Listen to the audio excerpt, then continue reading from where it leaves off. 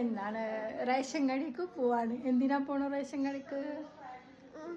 പാൽ വാങ്ങാനല്ലോ, മണ്ണെണ്ണ വാങ്ങാൻ.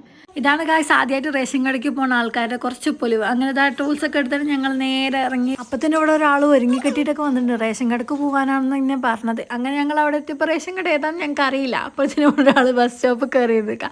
ലാസ്റ്റ് ക്യൂ നിൽക്കുന്നതാണ് റേഷൻ കട എന്ന് ഞങ്ങൾ കണ്ടുപിടിച്ചുകൊണ്ട് അവിടെ തന്നെ കയറി.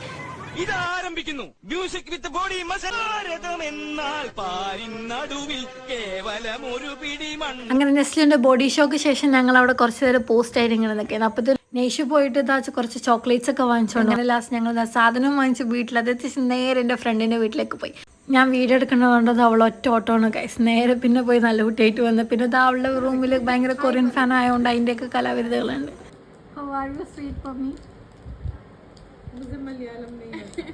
മലയാളം ഹിന്ദി നെഹി മാലൂ ഹേ.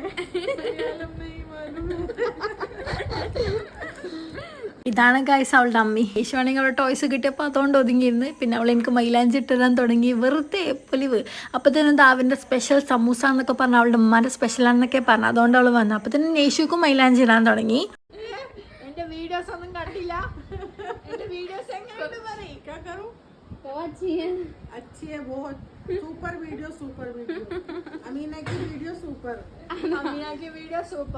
ओके.